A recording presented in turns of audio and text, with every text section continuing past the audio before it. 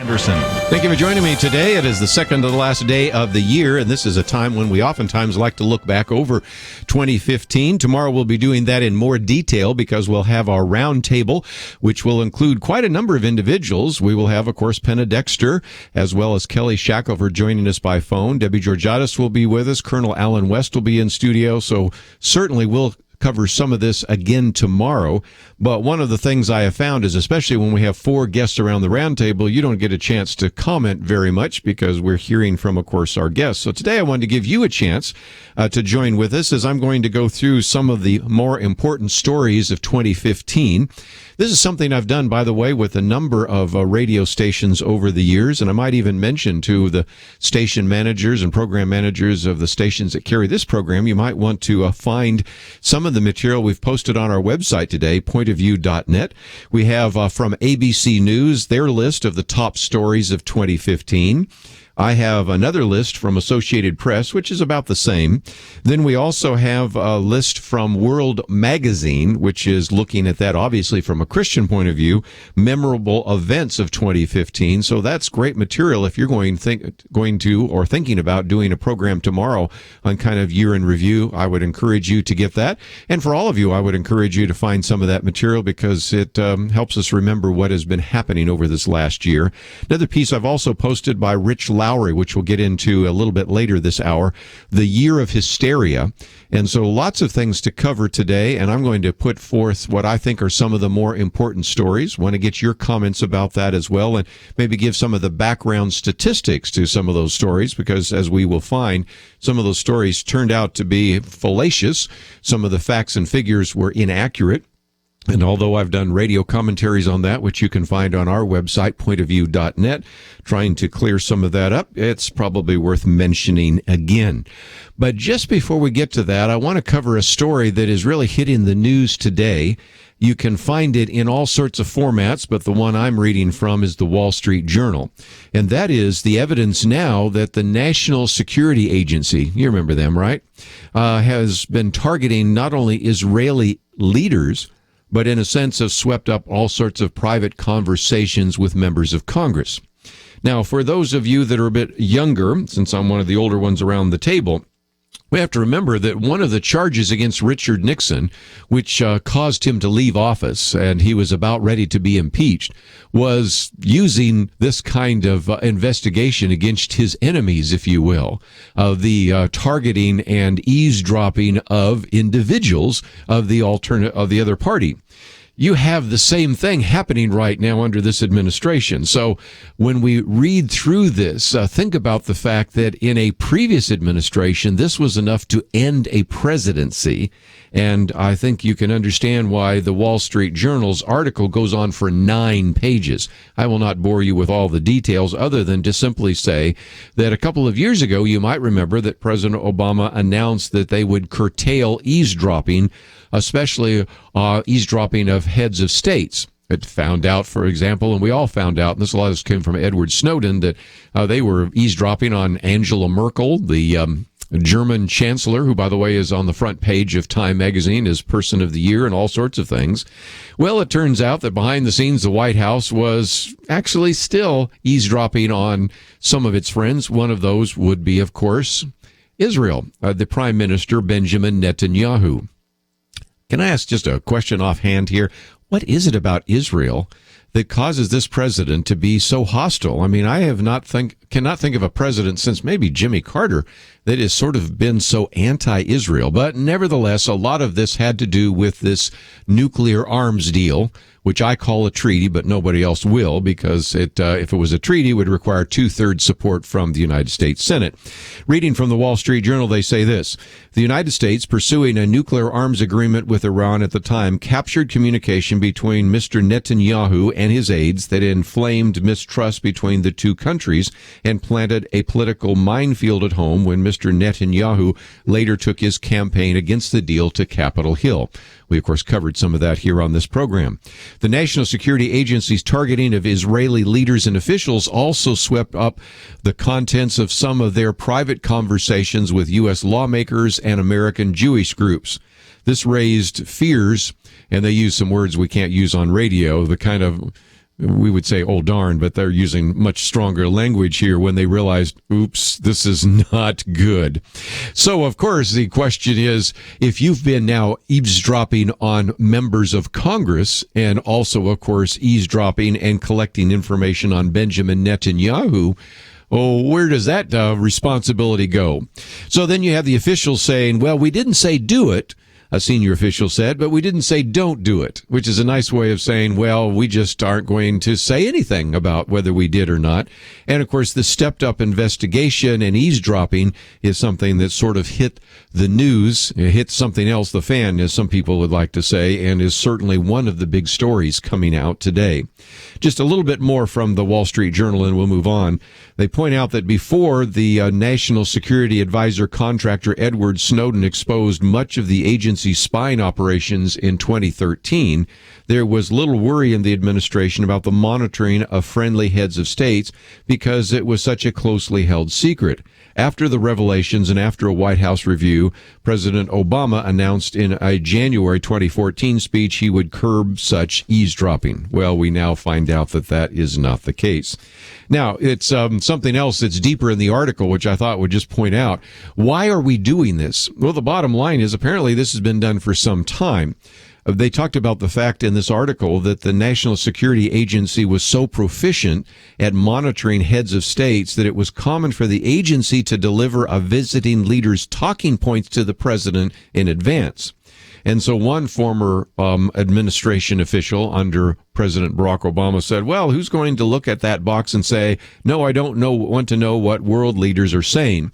What he's referring to is there's apparently a questionnaire that comes to an incoming president about what kind of information you want. And apparently there's a box here. There's a questionnaire which says, would you like to be able to learn the leadership intentions of other foreign leaders and foreign heads of state and things of that nature. And the point they're making is, well, who wouldn't check that box? So apparently we have found out from Edward Snowden, and now we find out from the Wall Street Journal and other news agencies that we have been monitoring and eavesdropping not only the communication of Benjamin Netanyahu, as if he's like with the Communist Party or something, or he is with the Iranians or with the North Koreans, but also in the process have snared some of the communications of members of Congress. And again, they almost and all of them are on the other side. And just to put this in perspective, there was one president by the name of Richard Nixon who was driven out of office for doing this. I don't think this president will be, but if you wonder about the importance of this story, I think you'll have to watch the mainstream media and see if they think it's as significant as we do. But when we come back, we're going to talk about some of the biggest stories in 2015. Love to get your thoughts as well. What were some of the stories that you think were most significant? And as a result, we certainly will welcome your phone calls. That number is 1-800-351-1212. Come back and talk about some of the big stories in 2015 and try to give you a little more of the rest of the story, some that unfortunately was never really covered. We'll talk about that and with you right after this.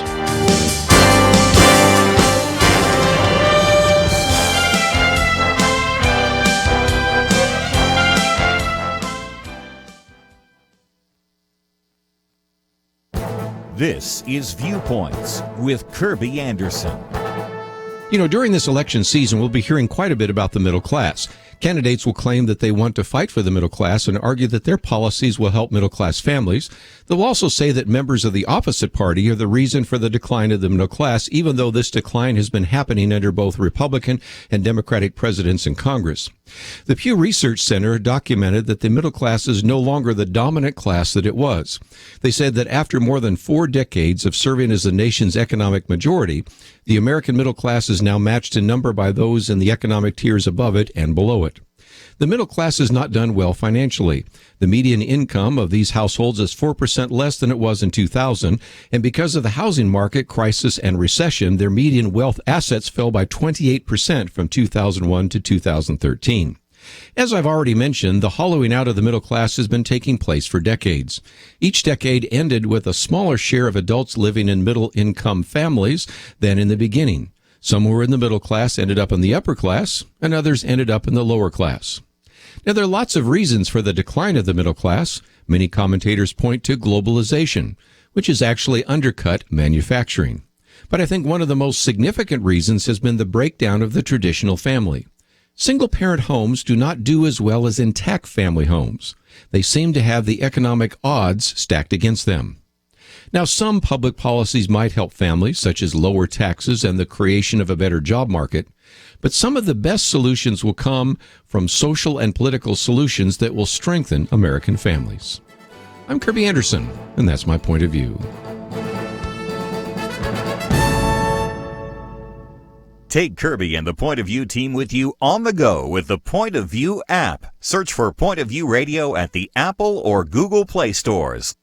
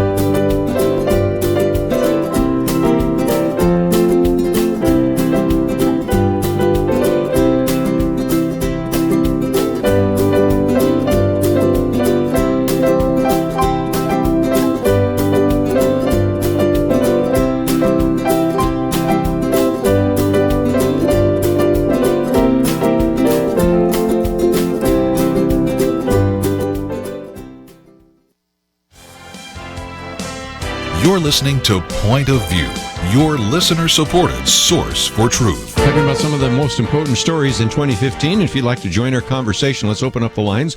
1-800-351-1212. What do you think were some of the big stories of 2015? Love to get your comments. I'm going to give mine and certainly welcome yours as well. Tomorrow we'll certainly have an opportunity to refocus on some of that, and we'll have a chance to hear from Colonel Alan West, Penna Dexter, Debbie Georgiadis, as well as Kelly Shackelford, who will be calling in talking about some religious liberty stories. But love to get your comments as well. 1-800-351-1212. Well, if you look at foreign stories, certainly the ones that top the list would be the rise of the Islamic State. That would be ISIS. And the various attacks. Interestingly enough, the Associated Press lists the Islamic State as number 1 and the Paris attacks as number 3. The one that I've just posted here from ABC News, they list Charlie Hebdo as the number 1, and then number 12 is the second attack there in Paris. So you see that there are some similarities, and it depends on whether you lump certain things together. But again, as they talk about in the Charlie Hebdo attack in Paris, terror struck in Paris 1 week into the new year when a group of men with extensive ties to terrorist organizations targeted the offices of the famed satirical newspaper. 2 men shot their way into the office of Charlie Hebdo, while a third waited near a getaway car. The shooters forced their way into the publication's office, killing a maintenance man, a police bodyguard assigned to protect the editor after received death threats. Once arriving at the office, they proceeded to kill 9 others, mostly editorial staff gathered for their weekly meeting, and additionally injuring 11 others. Then, of course, we have the other attack that took place in November. And this one in the very heart of the French capital.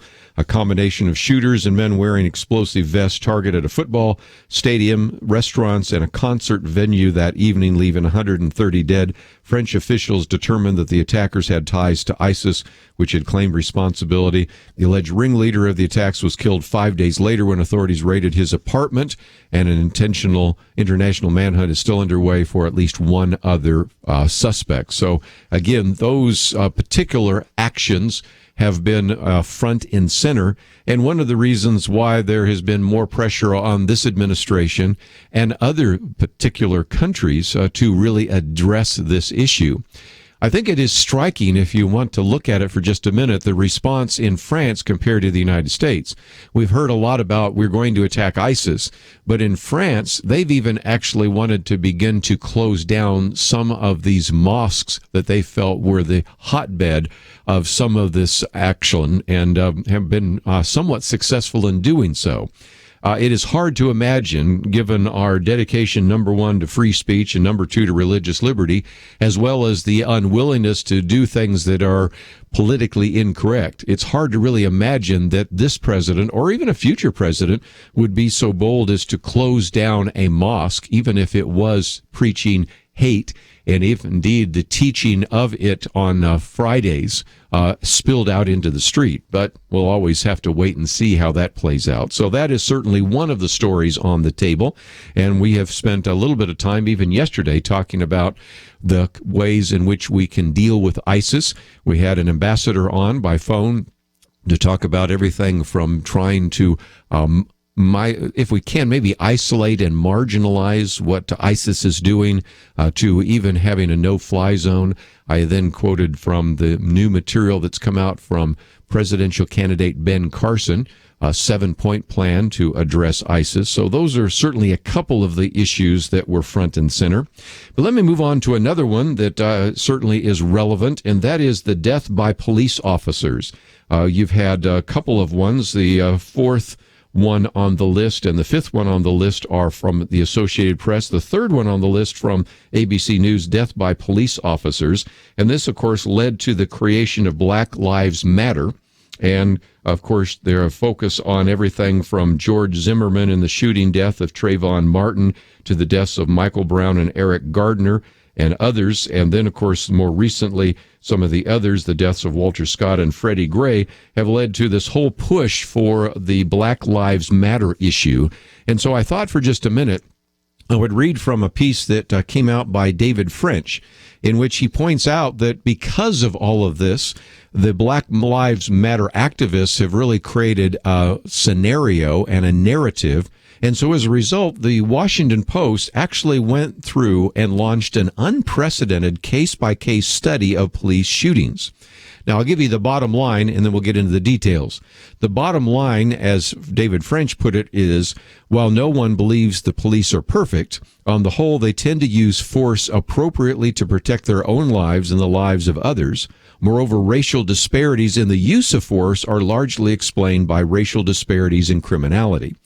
A lot of words there to basically say that they spent the time really looking at the Washington Post, each one of these particular cases. And so the Washington Post did a study, and the Guardian did, and they come up with slightly different numbers, but I'll use the ones from the Washington Post. And if you got something to write with, you might write it down, because it will help you understand exactly what we are talking about. And that is, up until December 24th, the American police had fatally shot 965 people. So that's 965. 564 of those killed were armed with a gun. 281 were armed with another weapon. And then, of course, the issue that a lot of people have talked about, 90 were unarmed. Now, interestingly enough, in fully 3/4 of the shootings, Washington Post says, police were under attack or defending someone who was.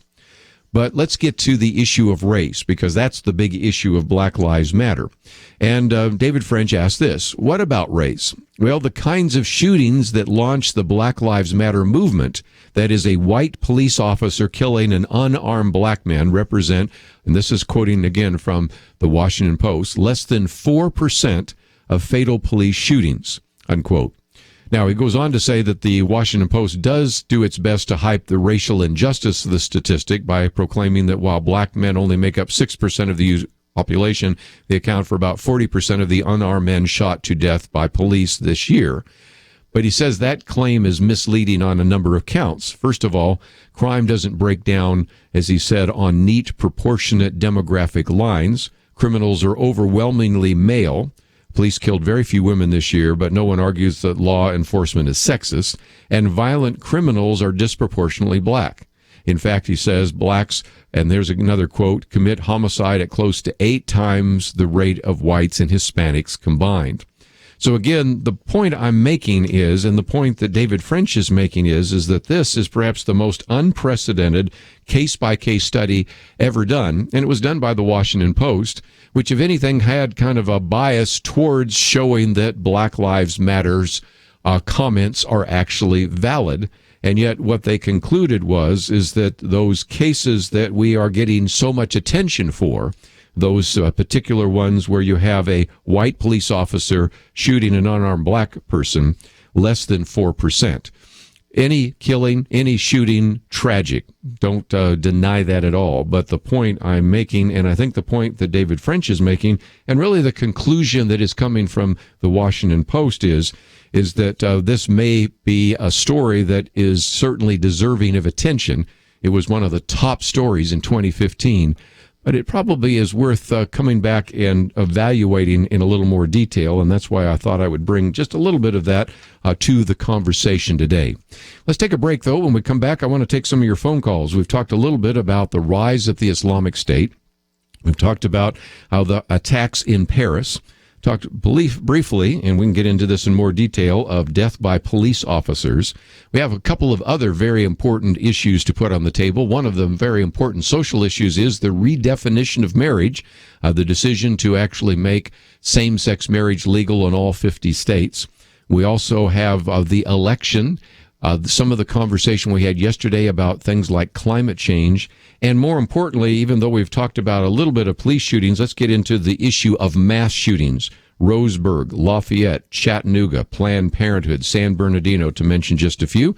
And those are all issues we'll put on the table. And if you'd like to comment on any or all those, 1-800-351-1212. Let me just mention that tomorrow is the last day of 2015, and of course we need your help. Point of View relies upon your financial support to continue to bring these programs to you. We rely on giving that comes in at the end of the year, and I found out that really, I guess, about a third of our annual operating funds do come in during this month, and right now we're about $200,000 away from having enough to meet those needs. So your gift today will certainly help change lives, because we've talked about changing lives, changing the nation, and will help people develop a biblical point of view in every area of life. So take some time right now to go to the website, pointofview.net, and make an online gift. Or you, of course, can mail your gift to us at Post Office Box 30, Dallas, Texas, 75221. And if you'd like to talk to someone, we'll even answer that line for donations, 1-800-347-5151. We'll take some of your phone calls, too, after these breaks, because there's a lot more to talk about, and we'd love to hear from you. We'll be back right after this. Have you ever heard of the concept of learned helplessness? It's when a person faces a problem so large that he or she finally gives up and says, there's nothing I can do. When a Christian is tempted to say that, or when we say it, it is music in the ears of those who hate God. But for those who follow Christ, the Creator, Sustainer, and Sovereign Ruler, there is always something we can do. I'm asking you right now to take a step toward making a positive change. One step. If you do that, and another listener does, and another, we're on the way to a bunch of changed lives, and together, those changed lives will change the nation. It starts here with your decision right now to step up and join with Point of View by sending a year-end gift. Look for the Changing Lives, Changing the Nation banner at pointofview.net, or give using the Point of View radio app, pointofview.net. Or call 800-347-5151, 800-347-5151. Thank you for stepping up. Point of View will continue after this.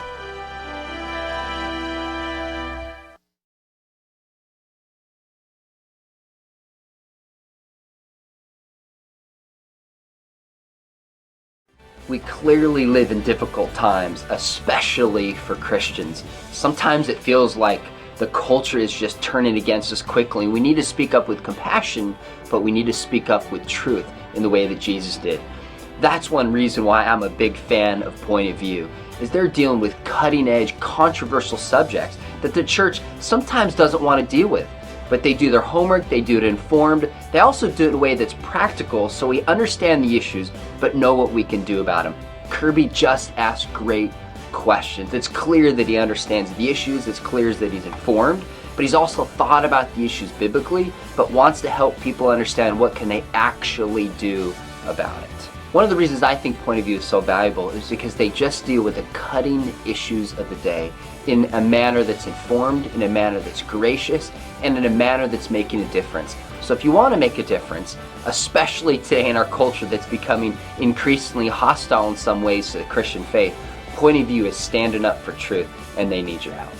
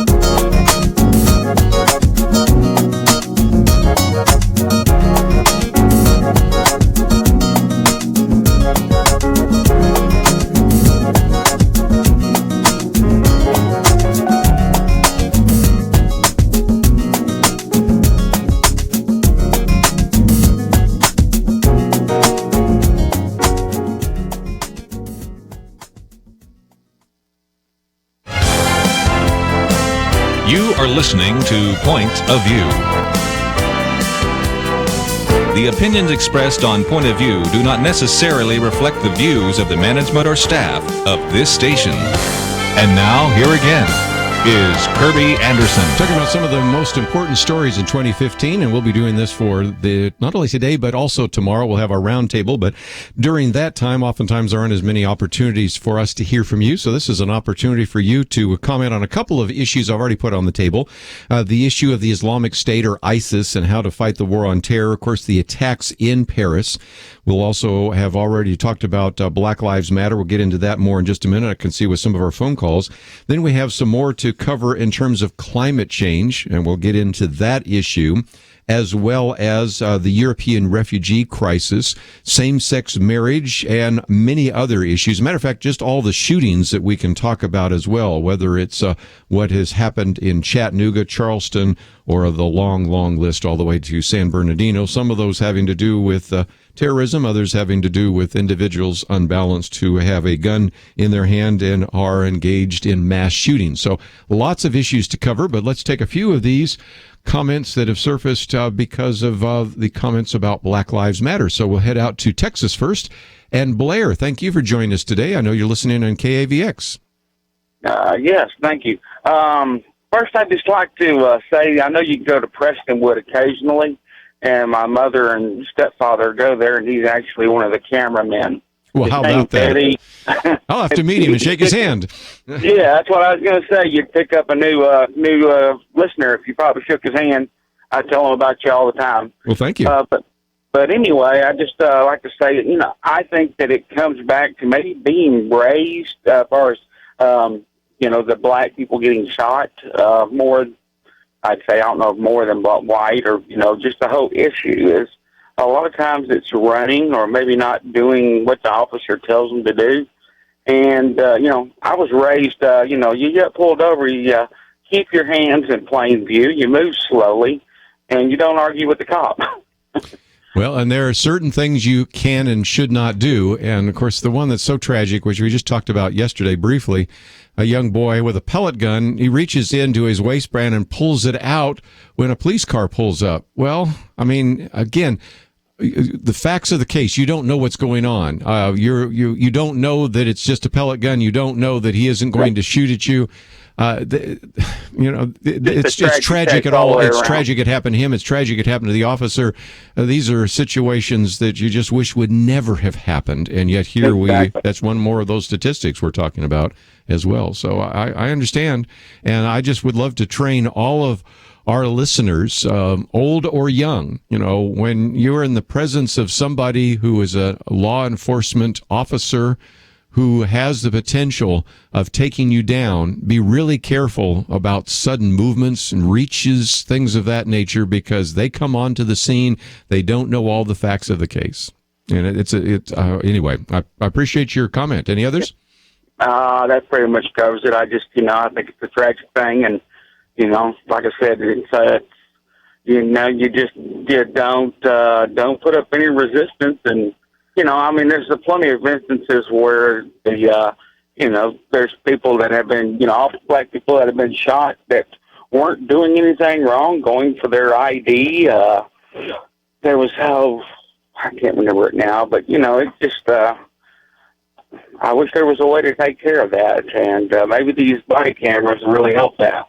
Well, again, we'll certainly support those in law enforcement. Of course, we've also, on the other hand, talked about how some with sort of the SWAT team mindset have violated some of the Fourth Amendment issues. So I want to keep both of those in tension as we talk about those. But let's take another phone call or two. We'll head out to Nevada this time. Tyler, thank you for joining our conversation today. Well, it's nice to talk with you. I wanted to give you a little different cut on what's going on. Your previous caller, I agree with entirely that one major effort needs to be made to have some of these self-anointed black leaders tell the inner city youth, basically, that if you're confronted by the police, how to behave. I can remember being told how to behave around police by my cousin, who was a police officer many years ago. And that always stuck with me about keeping your hands in plain sight, being polite to the officer and so forth. That being said, I don't know how many of your listeners are actually inner city black people. I'm a very white person, but I grew up in the inner city around a lot of black people. I don't necessarily consider any black people to be my personal friends. I know people say that all the time, I have black friends, but I really don't have any black friends, but I have a lot of black acquaintances. And from them, I hear a different perspective entirely. One of the things that always seems to be a premise, like you mentioned the Washington Post article, is that the data that's being presented is truthful. Now, the people in the black community, if I may speak on their behalf on this point, will tell you that the police lie, and the police lie not just a few bad apples, but in this country right now, we have an epidemic of police officers that are just pathological in their lying. They will lie in court. Now, I've observed a lot of court cases. I won't tell you what my profession is, but I've observed a lot of court cases. Okay.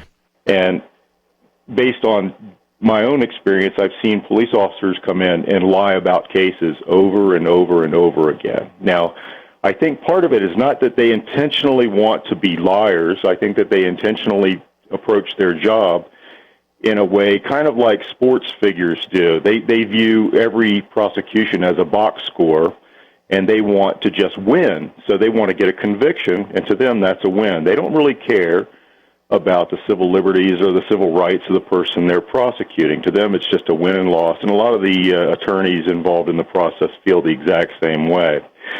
But the key thing that I wanted to get at is that we've allowed ourselves to get into a situation where we've created a so-called professional police force in the United States, whereas when I was growing up in Virginia many years ago, you knew the police officer in your neighborhood because he also lived in that same neighborhood. He, in some cases, was a coach on your local Little League team. They attended the same churches and so forth. In my case, they were members of my family. So, but today, like where I live in Reno, Nevada, if I went down to the Reno Police Department, I would find 0 police officers who actually live in the city of Reno on patrol here, because they all live in surrounding county and other cities. They don't live in the place where they patrol. Then you go to like I've participated in the local Citizens Academy here. One of the mantras that they teach the police here over and over again is, who is going to get to go home tonight? Meaning every citizen is a perpetrator in waiting, and that you're likely to be killed by the citizen. So you should be ready to shoot that citizen to keep him from killing you. And they teach this over and over and over again. And it's not just in our academy here. It's similar themes have been taught in places where I've lived in 15 different states so far, so I've had a chance to see a good number of these. But the problem is that we've created this police culture where it's an us versus them. Now, one solution that I'm proposing here locally is that we require our police officers to actually live in the city, not in adjoining jurisdictions. A lot of towns, I don't know if this is true in Dallas where you are or where your show's processed from, a lot of places will allow people to live in the adjoining jurisdictions. And what that means is that your police officers can live out in the white suburbs, and then they do their patrolling in the black inner city, and they basically see everyone as a threat. And as a result, when the guy reaches into his pocket, he's perceived as reaching for a gun. Not necessarily any other possibility enters that police officer's mind. Now, I think that it's important that people understand that whether you're a black person or a white person in the inner city, you see police malfeasance all the time. And in your view, if you're on the victim side or on the recipient side of this, being roughed up by the police on a daily basis or harassed as they might see it, and some of them are, probably involved in something where they deserve police attention. I won't take that away from anybody that's on the police side, but I see an awful lot of this us versus them behavior. Now, I need to come to a break, but Tyler, first of all, you brought so much good conversation to the discussion, but I'm coming to a break. Any kind of final conclusion before I go to one of my mandatory breaks? Absolutely. The conclusion is to get your police local and to get your police trained from people from the local community. You don't necessarily have to hire any additional black people or anything like that. I wouldn't go for tokenism one bit, but just hire people locally, and so that they're people that are going to be in the local community, and then have not a traditional 20-year career for police officers, but just hire them like we do for our military, for a 4-year hitch or for 8 years or something like that, so they can do some police work and then return to the community and work right alongside everybody else. Very well said. Appreciate your comments. Let's take a break. We'll come back with more right after this.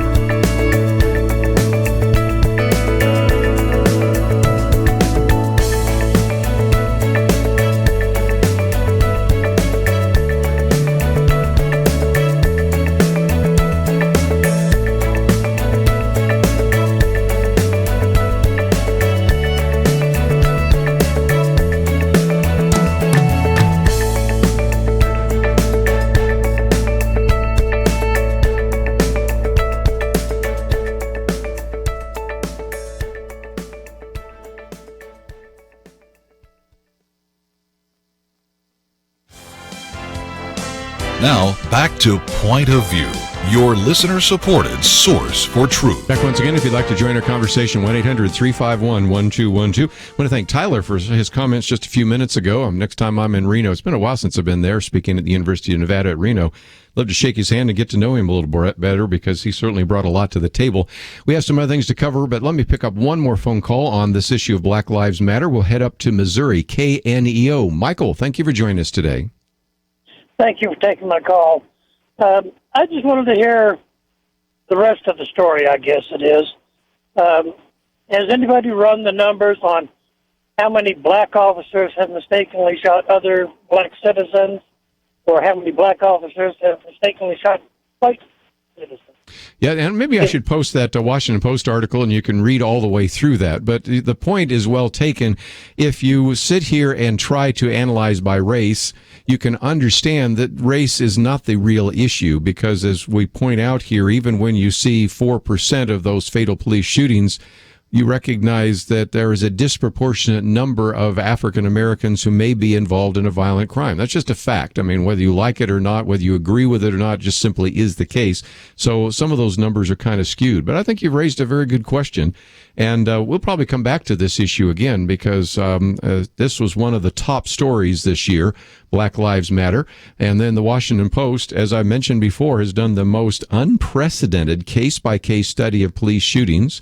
As Tyler pointed out just a minute ago, you can't always expect police officers to tell the truth, and I've seen situations which they've not told the truth in a court of law, so I understand that. But at the same time, it's the best data that we have, and we'll certainly come back and talk about that. Second hour today, we're going to get into some of the other issues in 2015, the decision by the Supreme Court on same-sex marriage, of course, the European refugees, the mass shootings, and there's a lot to be said about that. So we'll certainly get into those issues. But I just thought, because we're just one day away from the end of the year, I would bring into the studio for just a minute the president of Point of View, Warren Kelly, and get a sense of how we're doing. And I have said already, Warren, that Point of View relies a great deal on people's financial giving, especially at the end of the year. And I was surprised to find out that really about a third of our annual income actually comes in this month. It does. We rely on the giving from the people who listen, and we're relying on you today. We need your help. We get about a third of our income. Our operating income for the year comes in during this month, and it's amazing how much of that will come in the next 2 days. That everybody seems to wait till that last. You showed me this report, and I guess I've jokingly said I love our listeners, but boy, some are procrastinators, because when we've done certainly a time in which we've done Truth Team 360, so much more comes in on the Friday than the previous 4 days, and here so much comes in the last 2 days compared to the other 29 days of the year. And again, I said a third of it should come in during the end of the year. Right. How are we doing so far? We're actually about 20% behind where we were this time last year. Yes. So giving has been just a little bit down. So we really do need to hear from some people out there and recognize that your gift really is going to change lives. There are people all over the country who have listened to the show. The show has impacted them. And it's because of you that gave that those lives are changed, and that they have gone on to make a tremendous difference in the culture. You know, we're going to have Kelly Shackelford on tomorrow, along with Colonel Alan West and Debbie Georgiadis and Penna Dexter and others. But it was Kelly Shackelford in a dorm room in Waco, listening to, I think it was KBBW at the time, listening to Marlon Maddox at night, because they would rebroadcast the program at night. And here he's thinking, I really like what they're doing. You know, he was going to go into corporate law and did for a short time, I believe, but then decided, I really need to defend religious liberty. And so he certainly claims, and I certainly have every reason to believe, that Point of View was a very significant reason for why he's doing what he's doing today, and why there's such a thing as Liberty Institute. Right. And, there are a lot of people that have gone on to do some really great things, but it's also interesting to hear from so many people that talk about, I homeschooled my child because of Point of View. I ran for the city council.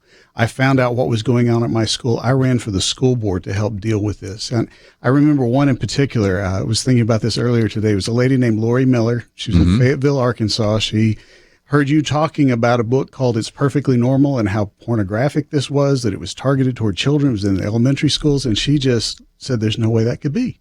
So she went to her child's library. She went to look at the book, and she was shocked at how it really was what you said. In fact, it may even be a little worse than what you said.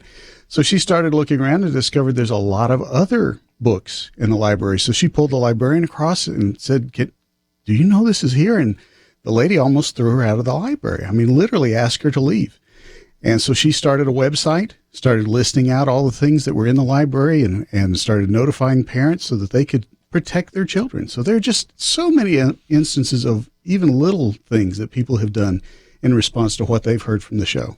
Earlier this week, I talked about Rodney Hare, and he started Liberty Christian School. Well, you know all about that because your kids actually went there. But here's an individual listening to Marlon Maddox, the original host of Point of View, and hearing about humanism in the public schools and all sorts of sex education in the public schools like we just talked about and everything else, and said, you know, I can sit here and curse the darkness, or maybe I should light a lamp. And he started this school, which has had such a profound impact, not only in the lives of all sorts of other students, but even your own kids. Right. All three of our kids graduated from there and has had a profound impact on their life. And we've seen so many of their friends that have gone on and do some pretty amazing things. And a lot of the kids come out of there going to Ivy League schools because of the quality of education that he's providing through Liberty. Well, and again, you've had a chance to interview Sean McDowell, Dr. Sean McDowell. I've had a chance to interview him, obviously, on air about his books, but you've had a chance to talk with him about the impact that Point of View has had. And it seems to me, again, that when he was looking for some questions, and again, I can understand his struggle when your dad is Josh McDowell. Right. There's a sense in which, am I going to own my father's faith or I'm going to have a different perspective? And as he began to have questions and doubts, he began to look at some of the material that we make available here at Point of View.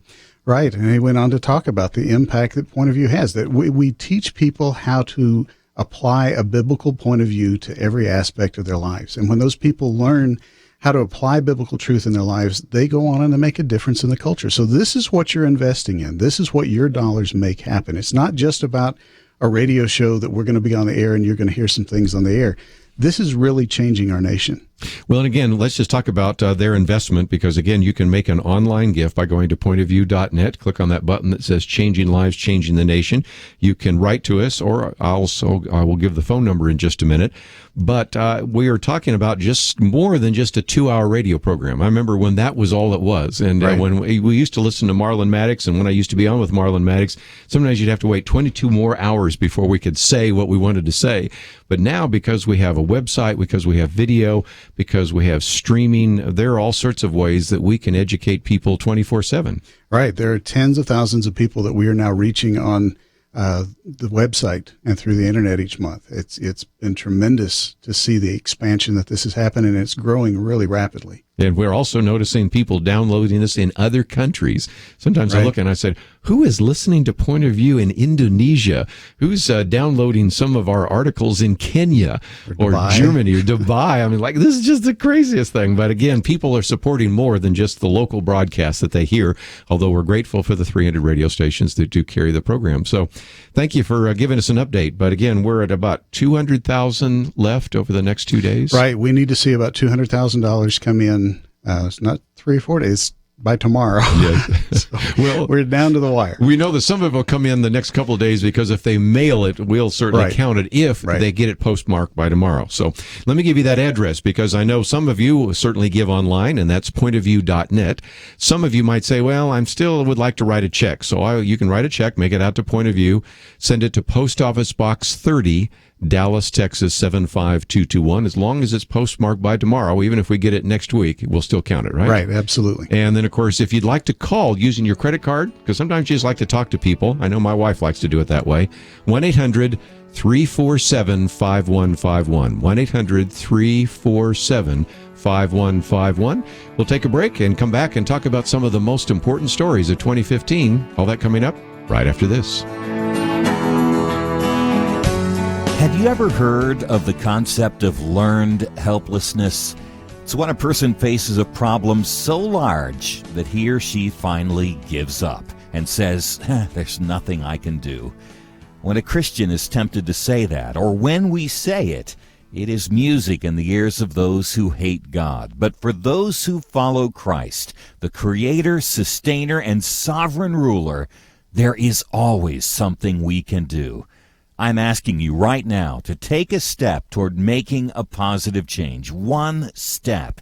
If you do that, and another listener does, and another, We're on the way to a bunch of changed lives, and together, those changed lives will change the nation. It starts here with your decision right now to step up and join with Point of View by sending a year-end gift. Look for the Changing Lives, Changing the Nation banner at pointofview.net or give using the Point of View radio app, pointofview.net.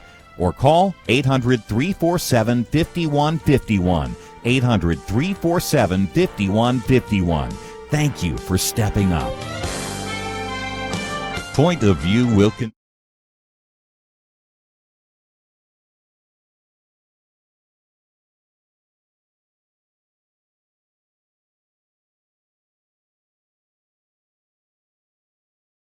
We clearly live in difficult times, especially for Christians.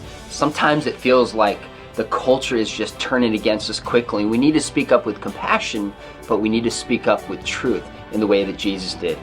That's one reason why I'm a big fan of Point of View, is they're dealing with cutting-edge, controversial subjects that the church sometimes doesn't want to deal with.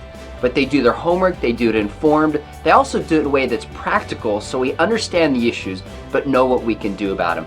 Kerby just asked great questions. It's clear that he understands the issues, it's clear that he's informed, but he's also thought about the issues biblically, but wants to help people understand what can they actually do about it. One of the reasons I think Point of View is so valuable is because they just deal with the cutting issues of the day in a manner that's informed, in a manner that's gracious, and in a manner that's making a difference. So if you want to make a difference, especially today in our culture that's becoming increasingly hostile in some ways to the Christian faith, Point of View is standing up for truth, and they need your help.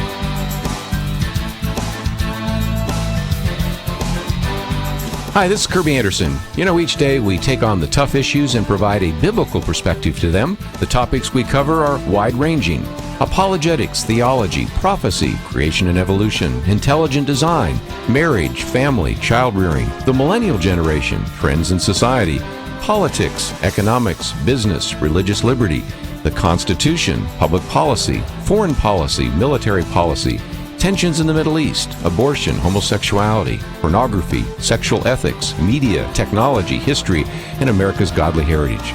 We talk about anything that affects your faith, your family, or your freedom. So don't go anywhere, because Point of View continues right now.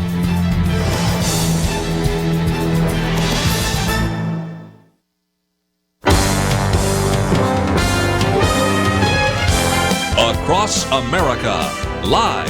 This is Point of View.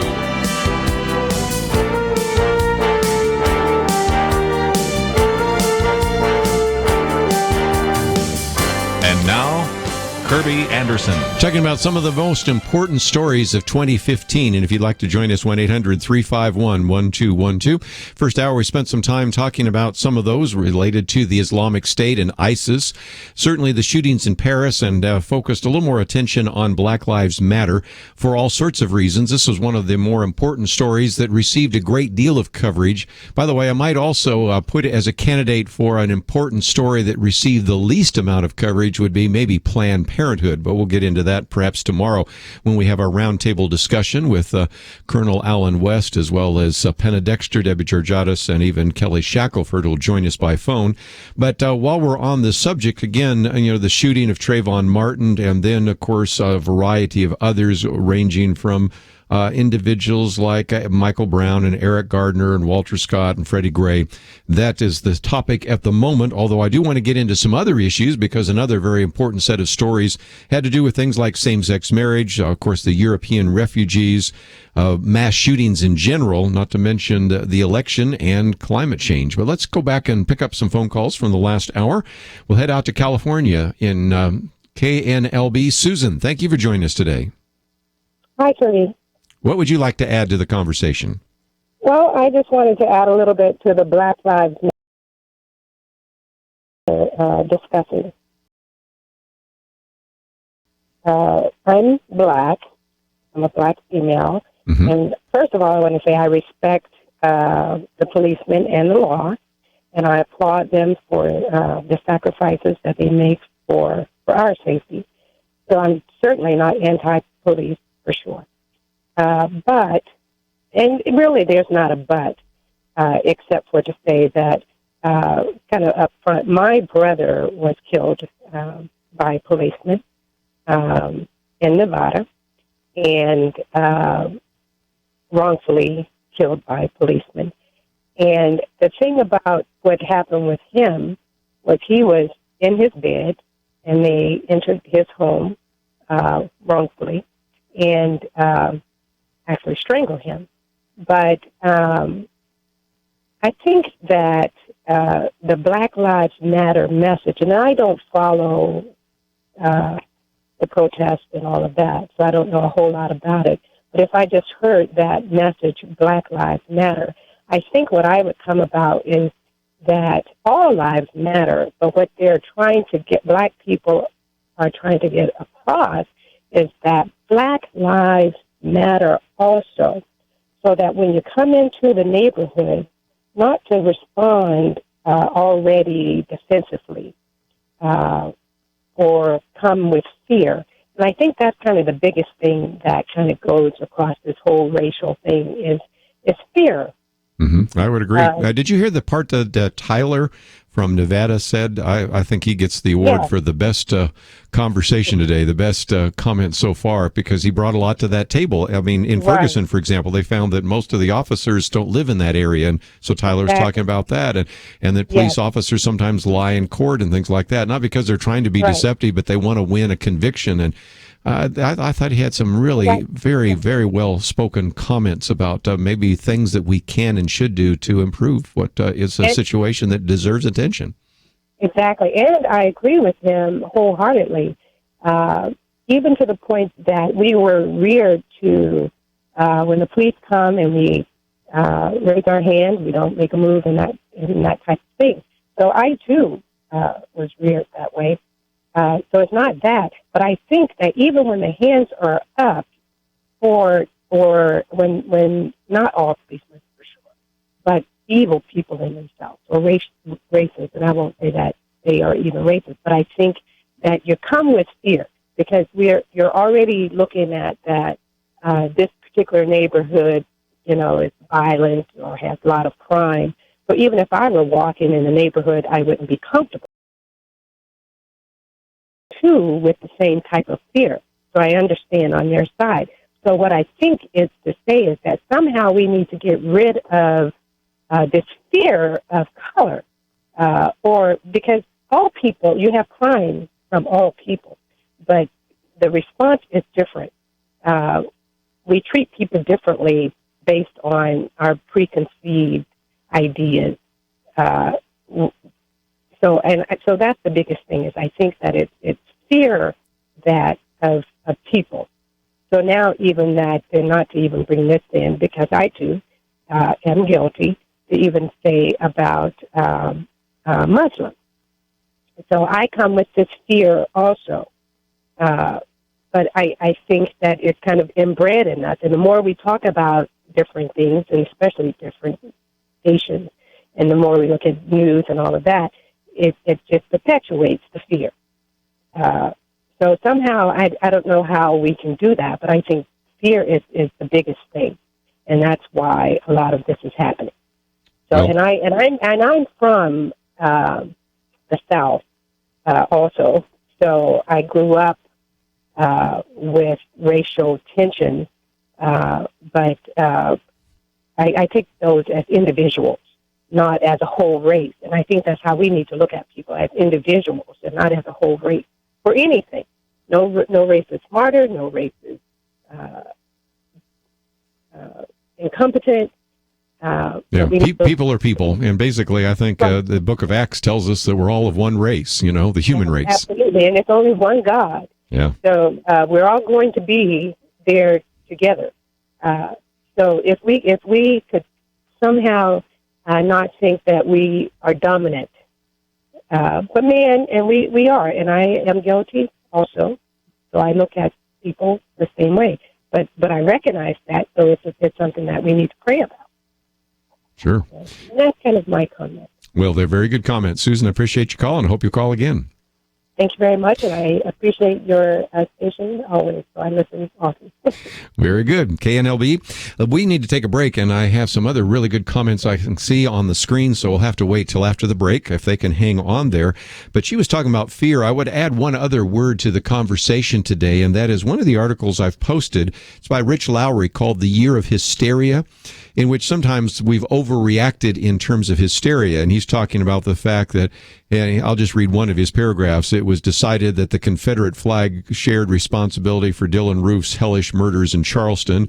Confederate symbols were hunted down as they were armed fugitives in justice. The Memphis City Council voted to exhume Nathan Bedford Forrest, and for good measure his wife. Warner Brothers halted the production of General Lee toy cars. The iconic Confederate flag emblazoned vehicle on the Dukes of Hazzard, and even the owner of one of the cars, golfer Bubba Watson, announced he would paint over the Confederate flag. Then they go into some of the hysteria over some of the mass shootings and the inaccuracy of some of those numbers and on and on. So certainly fear is one issue, hysteria and overreaction another that certainly deserves some attention.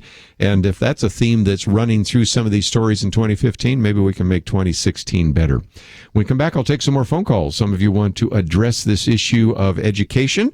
One want to bring up the issue of abortion, which, by the way, I said one of the most poorly covered stories of 2015 that was an important story, Planned Parenthood. So we'll get some comments about that and work our way through a list of some of the most important stories of 2015. All that coming up right after this.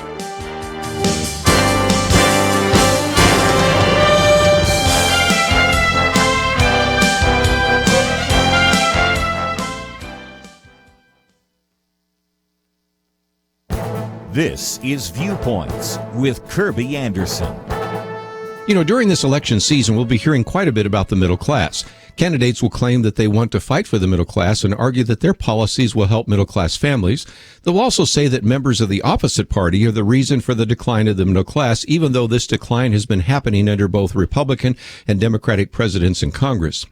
The Pew Research Center documented that the middle class is no longer the dominant class that it was. They said that after more than 4 decades of serving as the nation's economic majority, the American middle class is now matched in number by those in the economic tiers above it and below it. The middle class has not done well financially.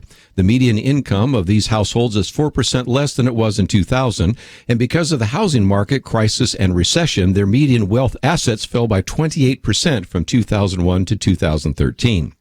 As I've already mentioned, the hollowing out of the middle class has been taking place for decades. Each decade ended with a smaller share of adults living in middle-income families than in the beginning. Some who were in the middle class ended up in the upper class, and others ended up in the lower class. Now, there are lots of reasons for the decline of the middle class. Many commentators point to globalization, which has actually undercut manufacturing. But I think one of the most significant reasons has been the breakdown of the traditional family. Single-parent homes do not do as well as intact family homes. They seem to have the economic odds stacked against them.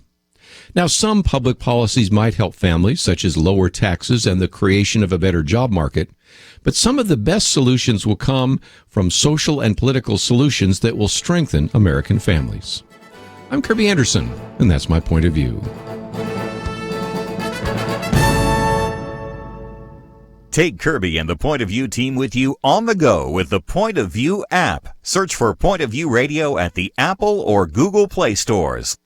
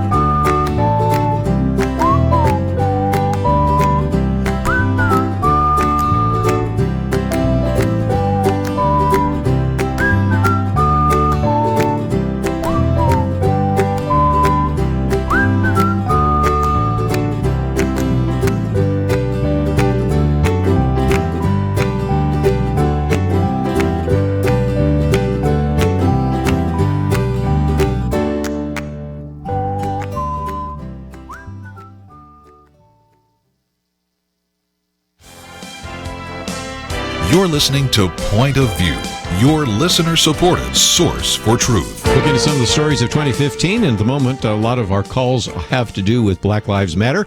We certainly will come back to this topic in the future, but let's take a few more of those calls before we move on to a couple of other issues. The mass shootings, for example, same-sex marriage, and of course, I mentioned Planned Parenthood be just a couple of stories we'll get into. But let's first of all stay in the state of Texas here for a minute. KCTA. John, thank you for joining us today. Hey, Kerby, how are you doing from Corpus Christi, Texas? Well, I'm so glad you called in. What would you like to add to the conversation? And you guys are the greatest. Hey, I just had a comment about why it isn't taught in our school systems about policing and the basic laws that there are.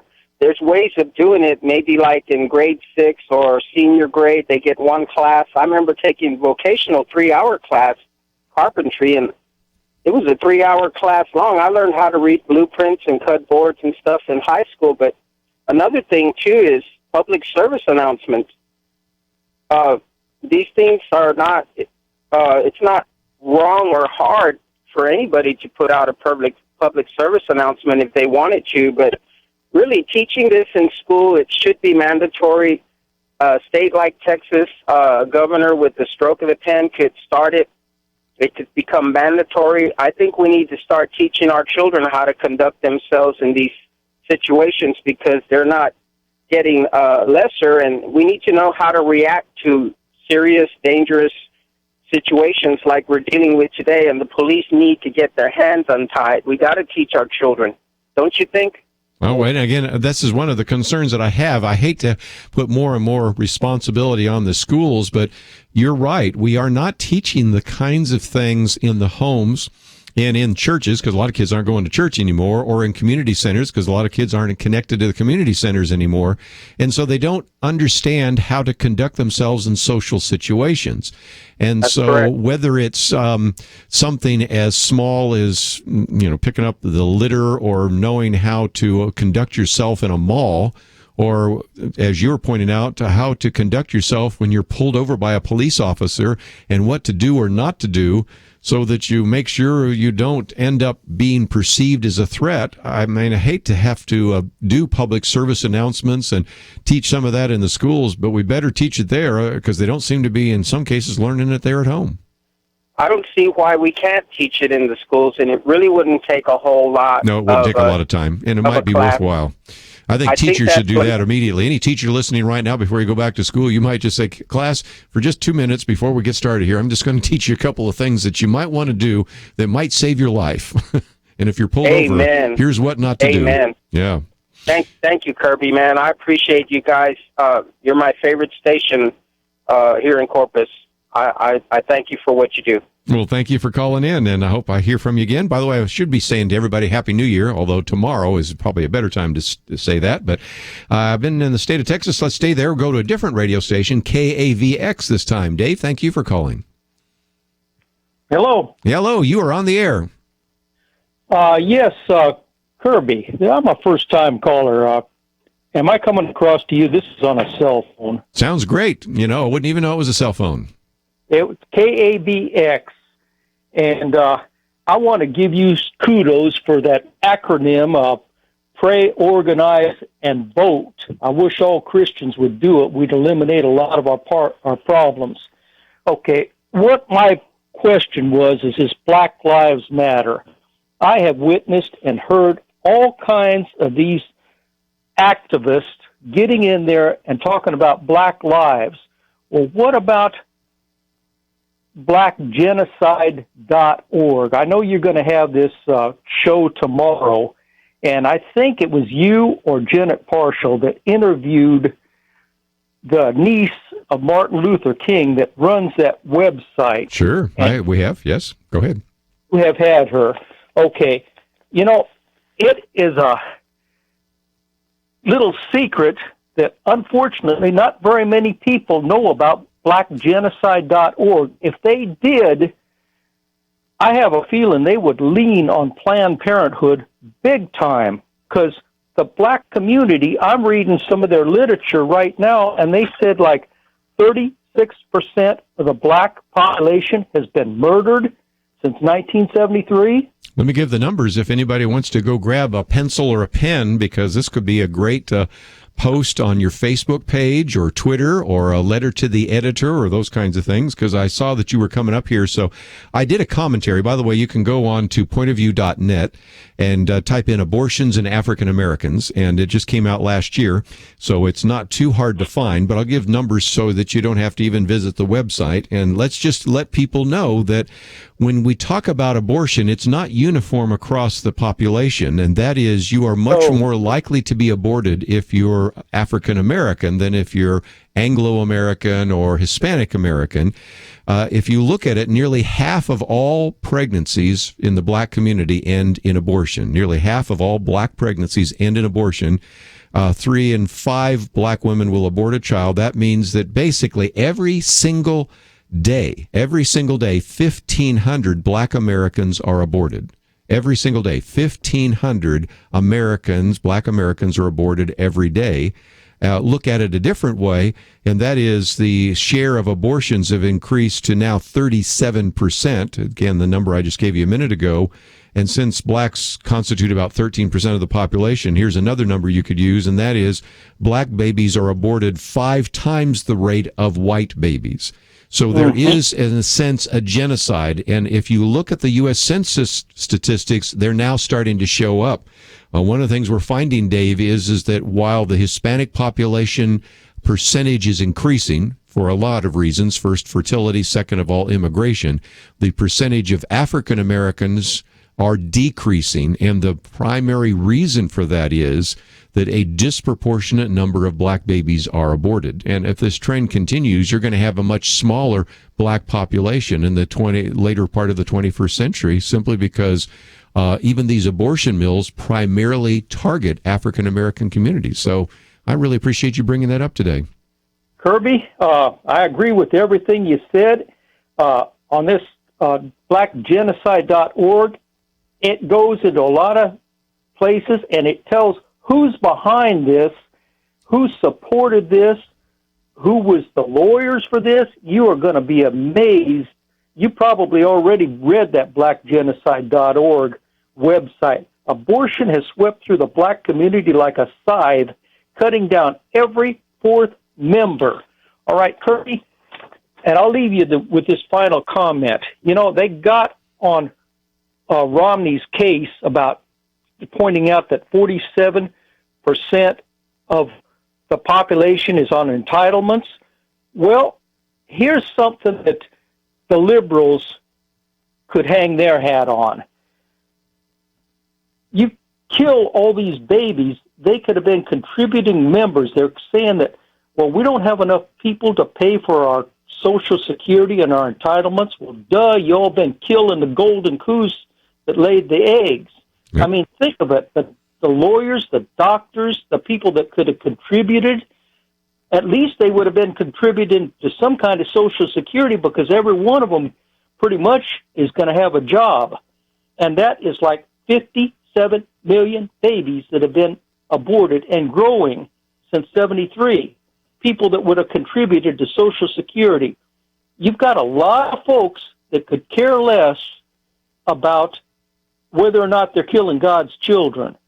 But the bottom line is, I'll bet you they care about their entitlements. Yep. So you come at them from that angle, too. That's what I said. You can't take 57 million people out of the population and then expect that Medicare, Medicaid, Social Security, and other programs are going to be solvent. And we're not going to solve that one by just bringing in a few immigrants over the border. So, Dave, you've got some great points. I appreciate that. As usual, I have to go to a break. And when we come back, I'll cover a few other stories. But again, that's last half hour. If you want to put on the table some other stories you think should be covered, certainly Dave helped us do that. And it relates, to, of course, to one of the least covered, most important stories of 2015, and that was Planned Parenthood. And sadly, in this $1.1 trillion omnibus spending bill, Planned Parenthood still received all of its funding. Just before we take a break, though, let me just mention that tomorrow is the last day of 2015. We had Warren Kelly in the first hour just to remind you that we do rely upon your financial gifts to support this ministry. And it is amazing to me, but in the past, and I'm sure this will be in the present, a lot of our gifts come in these last 2 days. So if you are one of those individuals that have been waiting, time is coming to the end. So please take the time to visit the website, pointofview.net, and make your online gift. You can write to us, of course, Post Office Box 30, Dallas, Texas 75221. But let me also give the phone if you'd like to call and put it on your credit card. We'll be glad to take some of those calls. 1-800-347-5151. That's different than the on-air line. 1-800-347-5151. Your generous gift would be greatly appreciated. We'll take some more calls right after this. Have you ever heard of the concept of learned helplessness? It's when a person faces a problem so large that he or she finally gives up and says, there's nothing I can do. When a Christian is tempted to say that, or when we say it, it is music in the ears of those who hate God. But for those who follow Christ, the Creator, Sustainer, and Sovereign Ruler, there is always something we can do. I'm asking you right now to take a step toward making a positive change. One step. If you do that, and another listener does, and another, we're on the way to a bunch of changed lives, and together, those changed lives will change the nation. It starts here with your decision right now to step up and join with Point of View by sending a year-end gift. Look for the Changing Lives, Changing the Nation banner at pointofview.net, or give using the Point of View radio app, pointofview.net. or call 800-347-5151. 800-347-5151. Thank you for stepping up. Point of View will continue after this.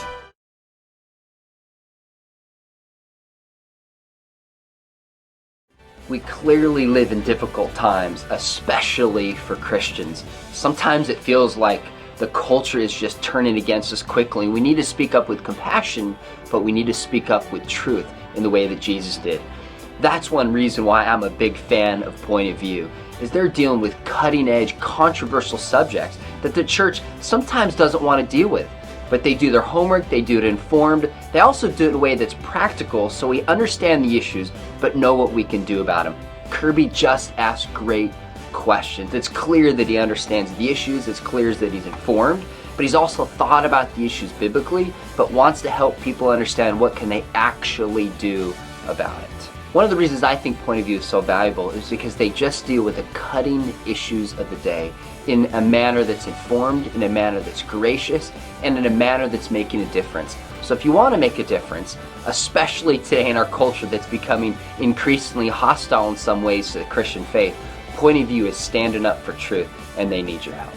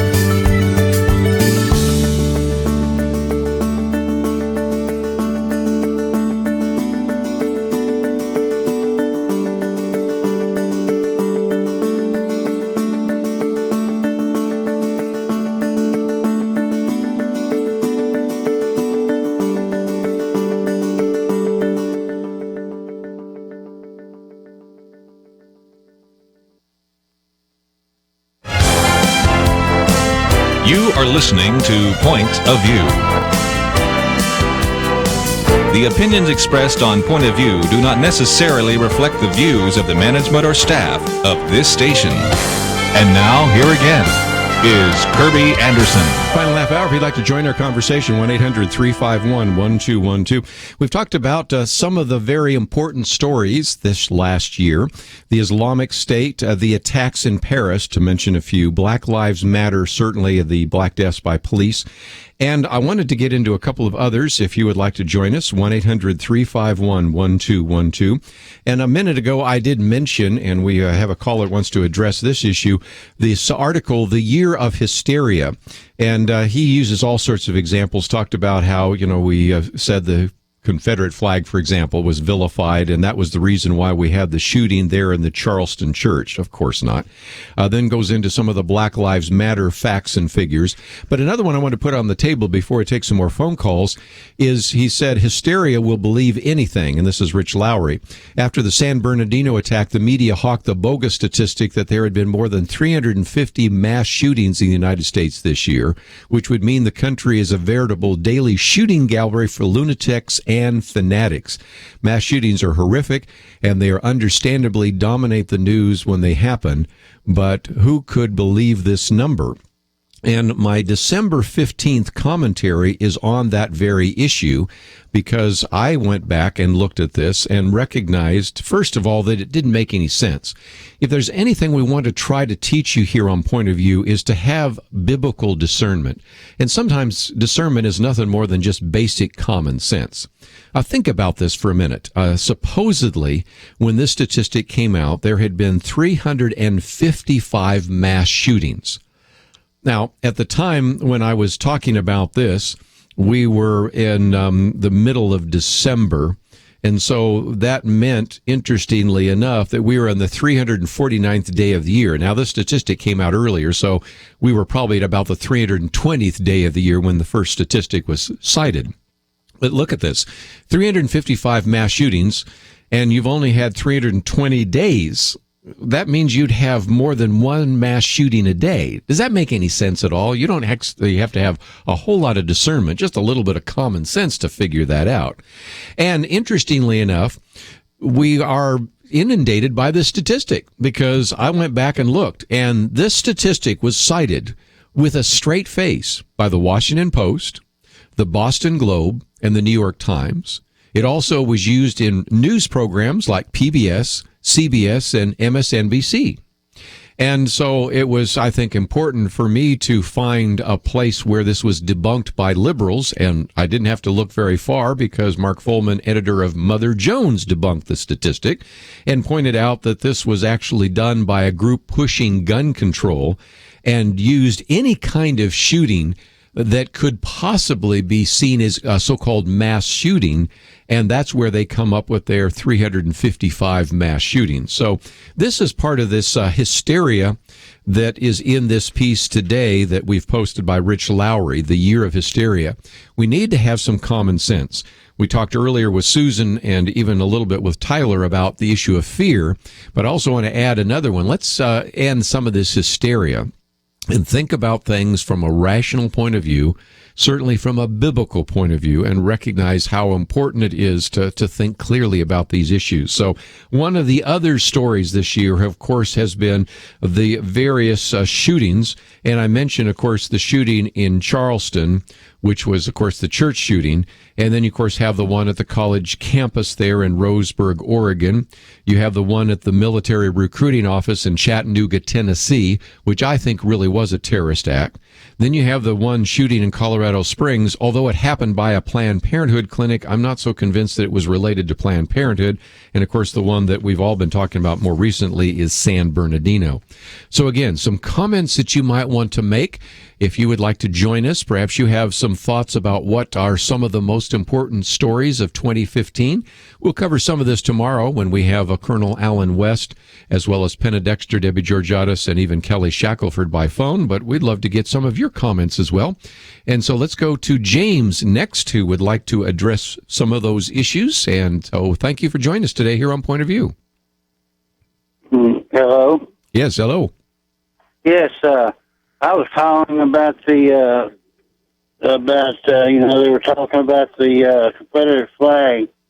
A lot of people don't know it, but Jefferson Davis adopted a young man. It was a black young man, and sent him through college, had his education done. Thomas Jackson also supported the black churches in his community during the war on his meager scale. He was not a very wealthy man. General Robert E. Lee, a black man, came into the church and knelt down to pray, and General Lee got up and went up there and knelt down beside him. I'm a chaplain with the organization I'm with, and I constantly read in the stuff that I usually subscribe to, that unending stories like this, and also I've been at grave dedications where there was the black mother of the household was buried right beside the people that she was a servant to for all those years. Yeah. Well, I appreciate. I'm going to move on because I have some other comments, but I appreciate your comments briefly about the Confederacy, and we've talked about Jefferson Davis and certainly about Robert E. Lee. But let me take a few more calls because I don't want to get too far off on the Confederate flag, since we have some other stories that are certainly relevant. And one of those at the moment is the mass.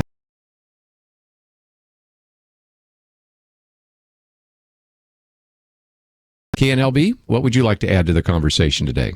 Yes, good afternoon, sir. I was a firearms instructor at a Boy Scout camp for a couple of summers, and I was the shooting sports director, but I ran personally the firearms and shotgun merit badge programs. And at the end of the summer, I would run a week-long clinic for the Cub Scouts with BB guns. And the first thing that I stressed was safety. And the second was responsibility. Of course, the two go together. But my question is, and I have not heard it addressed, is who gave that child a pellet gun? And why was he not instructed?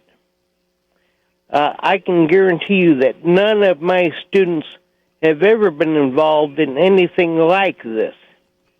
Again, some have called it a toy gun, although then I saw later people call it a pellet gun. I wouldn't call a pellet gun a toy gun. I guarantee you when I got my pellet gun when I was a young kid, there were only certain places I could load it, only certain places I could shoot it, and I would never think about ever pointing it at anything I wasn't planning to destroy, which meant anything related to a person, to the side of the house, to the dog. And so, again, that's the case. But the point I think what we heard just a few minutes ago from one of our other callers, is maybe John was talking about this, is, maybe we just need to have just sort of basic information in the schools. There used to be a time, by the way, that they would teach gun safety in the schools, and I think it's back to maybe talk about that a little bit, because young people today violate some of the basic NRA rules all the time because they don't understand how dangerous a gun can be, or even a pellet gun can be, or a BB gun can be. Go ahead. It's all video game, Yeah. Nobody actually dies. It's just you get shot and you pop back up. One thing I did is in the rifle section of the merit badge course, they were only allowed to use single-shot 22s. But I made every single one of my students fire a 12-gauge and a jug full of water, because a 22, it's like a BB gun almost. Not much to it. But a 12-gauge shotgun, yes, I know what that will do to a jug of water. Well, yeah, and they saw it, and by the time I got halfway down the line, the rest didn't want to do it. And I said, no, you're gonna see, because that 22 you've been shooting can do the same thing. So people that give guns of any sort they're the first instructors. If they're not going to do it, then don't give the thing. Good point. That's all I want to say. Well, I appreciate you saying that, and we come to another one of those breaks. We'll come back and briefly give a few more of you a chance if you'd like to join the conversation. Perhaps you want to put something on the table. We've talked about ISIS, and we've talked about Black Lives Matter. We've talked a little bit about the mass shootings. We talked about the shootings in Paris. I have mentioned a little bit about Planned Parenthood. We guess we could also talk about same-sex marriage. I'm sure we'll get into that tomorrow. And also this issue of climate change. So a couple other issues to address, and don't miss tomorrow. It's going to be a great roundtable of guests who will have their opinions and give you a chance to think a little bit more about some of the things we learned in 2015. We'll be right back.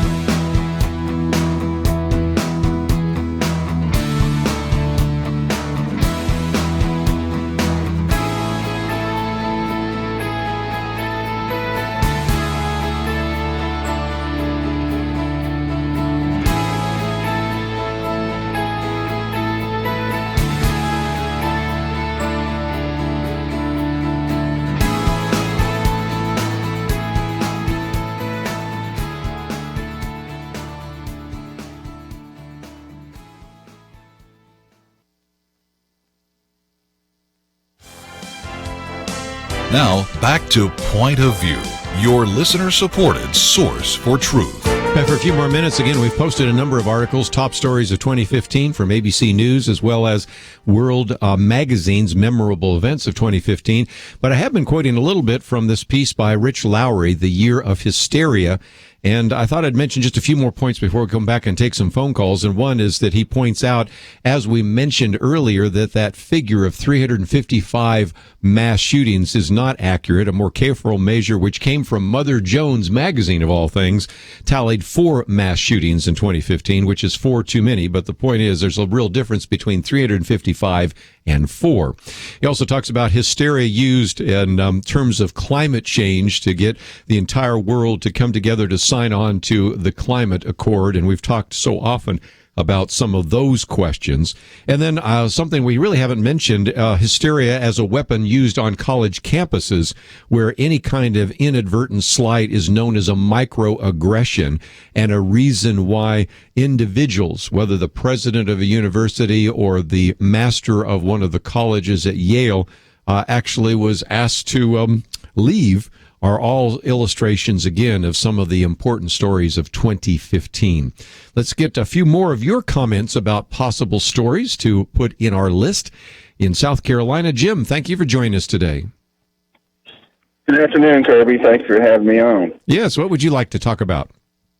Well, I was reading an article yesterday where, I think it's 2 days ago, about South Carolina has had...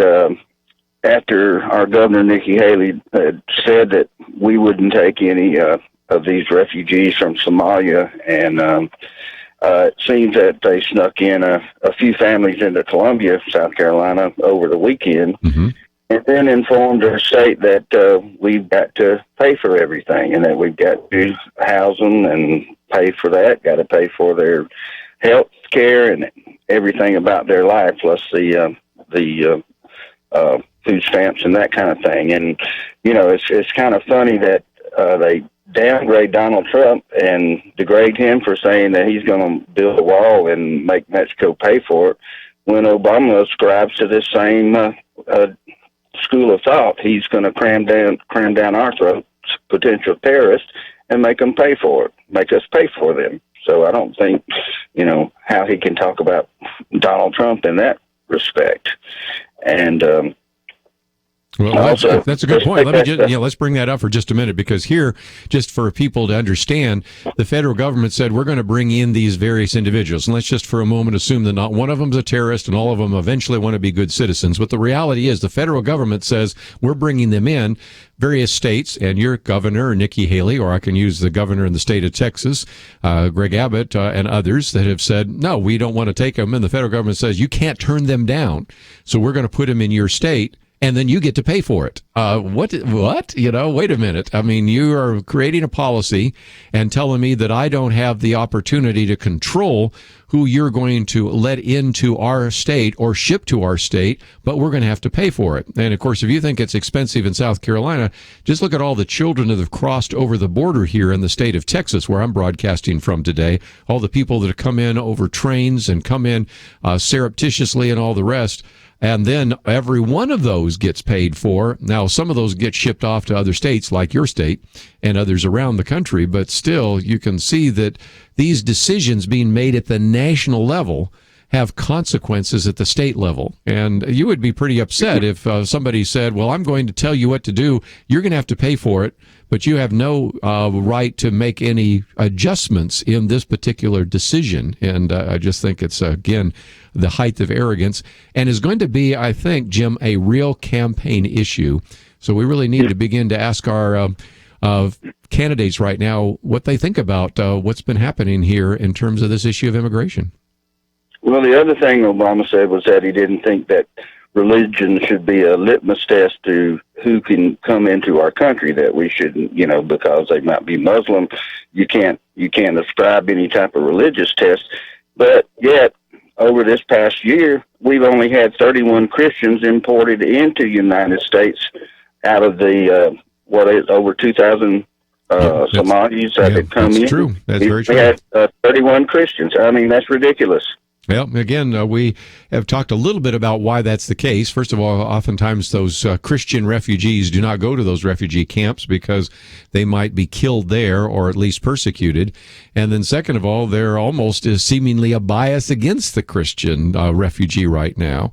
And I still think the solution to a lot of this is to have some kind of no-fly zone, some protected areas where we can have refugee camps, because many of these individuals perhaps would like to go back to their community. Matter of fact, a lot of the Christian refugees would like to go back because we have areas of the world where there have been Christians in there since the disciples, like Thomas and others, arrived, and now we have no Christians in that area. And so those are some obvious solutions that need to be addressed as well. But let me take a few more phone calls real quickly. We'll stay in South Carolina for another minute. Jerome, thank you for joining us today. What would you like to add to the conversation? Yes, sir. I just want to ask your opinion on on something that I'm gonna give you an example. Back in the '80s, when I was in school, we used to have an open discussion in our English class, and our teacher used to allow the black and white kids to come together and have a discussion about whether they agree with interracial relationship, and also about racism.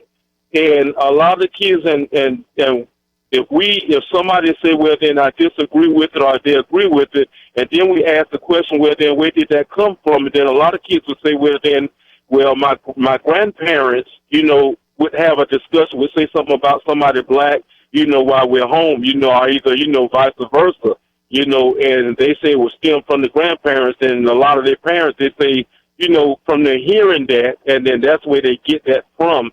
If they, hate a certain group or something like that. Sure. Either, and so it's kind of generational racism. One generation passes a racial hatred or animus down to the other.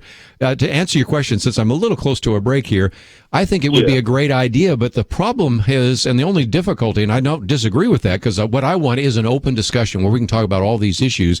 But I mentioned before about this idea of microaggression and certain ideas that are not politically correct.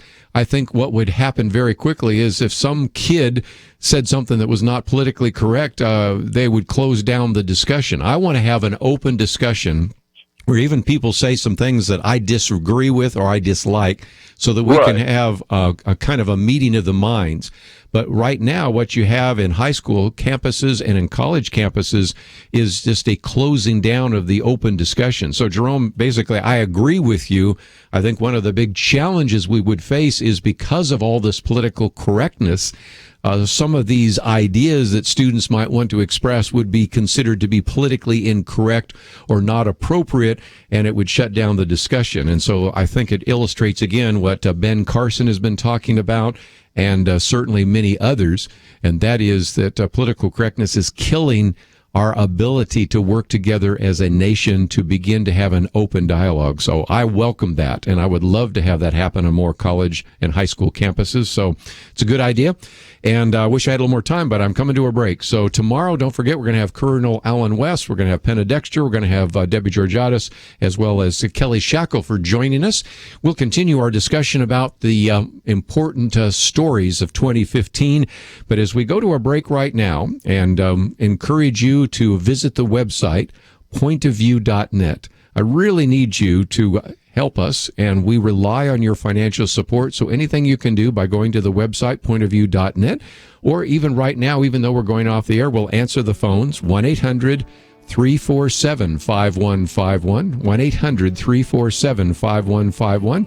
Your gift would be helpful for us to end the year in the black. We would greatly appreciate it. I want to thank Andrew, Catherine, and Shamila for their help behind the scenes. We'll see you back here tomorrow. Have you ever heard of the concept of learned helplessness? It's when a person faces a problem so large that he or she finally gives up and says, there's nothing I can do. When a Christian is tempted to say that, or when we say it, it is music in the ears of those who hate God. But for those who follow Christ, the Creator, Sustainer, and Sovereign Ruler, there is always something we can do. I'm asking you right now to take a step toward making a positive change. One step. If you do that, and another listener does, and another, we're on the way to a bunch of changed lives, and together, those changed lives will change the nation. It starts here with your decision right now to step up and join with Point of View by sending a year-end gift. Look for the Changing Lives, Changing the Nation banner at pointofview.net, or give using the Point of View radio app, pointofview.net. Or call 800-347-5151, 800-347-5151. Thank you for stepping up. Point of View is produced by Point of View Ministries.